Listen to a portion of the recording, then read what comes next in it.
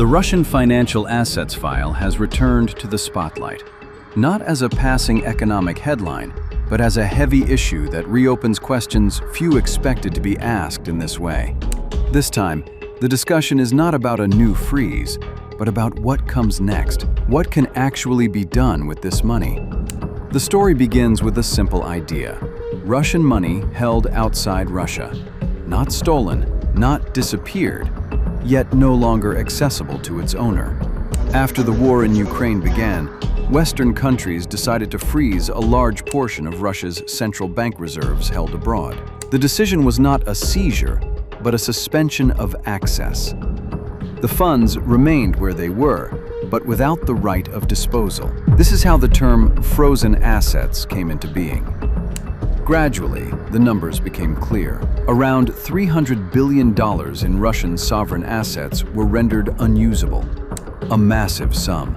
Not cash locked in vaults, but reserves spread across bonds, investments, and financial instruments within the Western banking system. Over time, it became evident that most of this money is located in Europe, specifically in Belgium, inside a financial institution known as Euroclear, one of the world's largest financial clearing systems.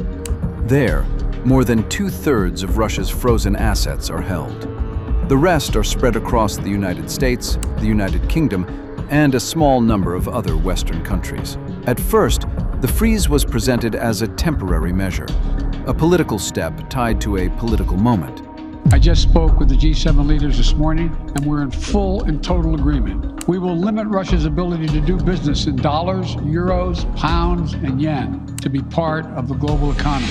But as the war continued, the question changed. It was no longer, should the assets remain frozen? It became, what should be done with the assets while they are frozen? This is where the real debate began. Frozen money does not stand still. It generates interest and returns. And here, a new idea emerged.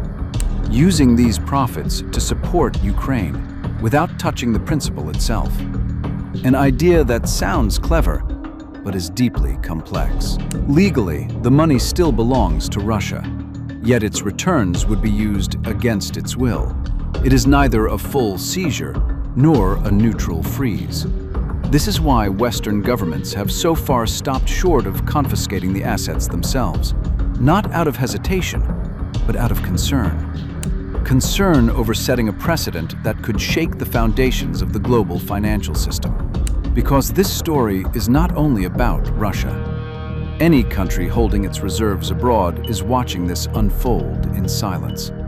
Watching and asking, if sovereign money can be frozen, then its profits used. How far can this go? The story is no longer just about a war, nor only about sanctions. It is about a deeper shift, where money is no longer as neutral as it once seemed. And at a moment like this, the central question remains. When politics and money become entangled, who really holds the final decision?